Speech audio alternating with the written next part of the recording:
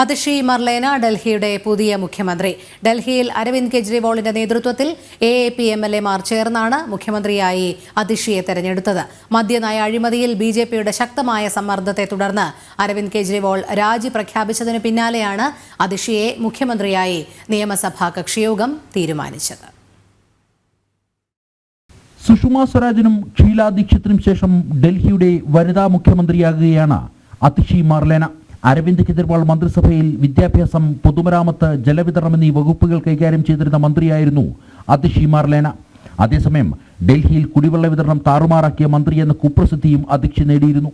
മാത്രമല്ല, മുഖ്യമന്ത്രിയുടെ personal staff തന്നെ മർദ്ദിച്ചുവെന്ന് ആം ആദ്മി പാർട്ടിയുടെ രാജ്യസഭാംഗം സ്വാതി മലിവാൾ ആരോപണം ഉന്നയിച്ചപ്പോൾ സ്വാതി മലിവാളിനെ പാർട്ടി വിരുദ്ധ എന്ന് മുദ്രകുത്തി ഒറ്റപ്പെടുത്തിയതും അതിഷിയായിരുന്നു. ഡൽഹിയിലെ വോട്ടർ പട്ടികയിൽ നിന്ന് 30 ലക്ഷം പേരുകൾ BJP നീക്കം ചെയ്തുവെന്ന അടിസ്ഥാനരഹിതമായ ആരോപണം ഉന്നയിച്ചതിന് 2019 BJP നൽകിയ മാനനഷ്ട കേസിൽ കോടതി അതിഷിയെ വിളിച്ചു വരുത്തി ശകാരിച്ചതും ശ്രദ്ധേയമാണ്. അതേസമയം അരവിന്ദ് കെജ്രിവാളിന്റെ വിശ്വാസം നേടിയെടുക്കാനായതാണ് അതിഷിയെ മുഖ്യമന്ത്രി കസേരയിലേക്ക് നയിച്ചത്. മുഖ്യമന്ത്രി സ്ഥാനത്തേക്ക് അവകാശവാദം ഉന്നയിച്ച് മുതിർന്ന നേതാക്കളായ ഗോപാൽ റായ്, കൈലാഷ് ഗെഹ്ലോട്ട് എന്നിവർ രംഗത്തെത്തിയിരുന്നെങ്കിലും അരവിന്ദ് കെജ്രിവാൾ അതിഷിക്ക് വേണ്ടി നിലകൊണ്ടതോടെ മറ്റ് നേതാക്കൾ പത്തിമടക്കി. അതേസമയം മദ്യനയ അഴിമതിയിൽ മന്ത്രിസഭ ഒന്നാകെ രാജിവെക്കണമെന്നാണ് BJP ആവശ്യപ്പെടുന്നത്. മാത്രമല്ല, പാവയായ മുഖ്യമന്ത്രിയാകും അതിഷി എന്നും BJP ചൂണ്ടിക്കാട്ടുന്നു. ജനം, ഡൽഹി.